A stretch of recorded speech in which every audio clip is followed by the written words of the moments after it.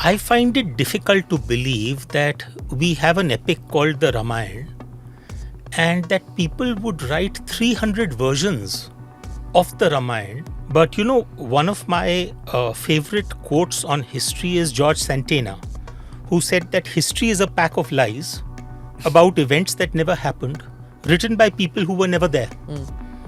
So in that sense, I don't know whether we can treat history. Somewhere along the way, I began to question history because it's very difficult to separate the narrative from the narrator. There is bound, anyone who says that this is an unbiased account, I find it difficult to believe because it's not possible. The mythology bit where you said that I don't like to use the word mythology, I prefer itihas. Where do you differentiate in the Indian system, history telling, where, history has traditionally been written with mythology woven in, with storytelling woven in. And, you can't separate the two. So tell me, how do you see it?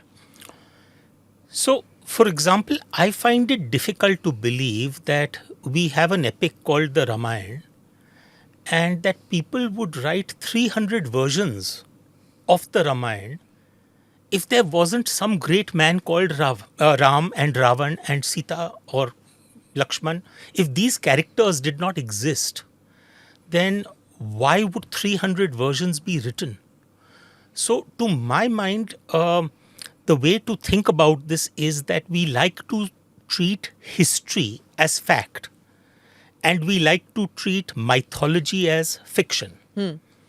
But one of my favorite quotes on history is George Santana, who said that history is a pack of lies about events that never happened, written by people who were never there. So in that sense, I don't know whether we can treat history as the gospel truth. In fact, even the gospel truth is no longer the gospel truth because there are four gospels and the narratives, and there are the Gnostic gospels which are sort of outlawed or blasphemous, which in any case are not sort of part of the canon. Mary Magdalene's line. Exactly. Yes. Or the Gospel of Judas. Yes. Or the Gospel of Thomas. Yes. And within the four Gospels, again, there are variations in terms of the story. So I don't know whether the gospel truth is the gospel truth. Let's go just with Matthew. So somewhere along the way, I began to question history because it's very difficult to separate the narrative from the narrator. There is bound, anyone who says that this is an unbiased account, I find it difficult to believe because it's not possible to not have the narrator's bias creep in. So you have an event which happened in 1857, which children in India are taught was the Great Rebellion of 1857 or the first war of Indian independence. Independence, correct. Yeah. Now that event is not even taught in school or college in the UK. You will probably come across that event in the event that you're doing you're a history major. Then you may end up covering that. And even if you do, it will be called the Sepoy Mutiny of 1857. One of the many rebellions the British Empire had to face. Right? Yes, of course. So now the point is, in other words, it's the same event, but the perspectives are entirely different. So I have always been the sort of person who believes that actually history should be taught the way you go for a movie, a 3D movie, where you put on a pair of 3D glasses. And the reason that image becomes 3D is because multiple beams of light are coming at you and you are able to combine them and make sense of them and see them in a holistic fashion, which doesn't happen, unfortunately. For 70 years, we've had one narrative, and now for the next 10 years, there's an effort to try and correct that narrative in some ways, thanks to my friends like Vikram Sampath.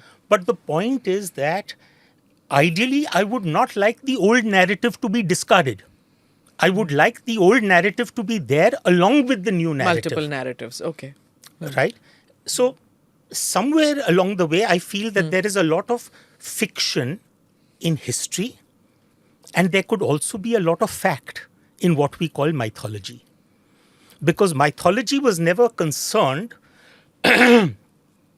about the so-called absolute truth. It was more concerned with the fundamental truth. Uh, I remember it was C.S. Lewis who said that a myth is a lie that reveals a truth. So at the core of it, there is probably something, some great event that happened or some great person that lived, which then became the basis of multiple retellings.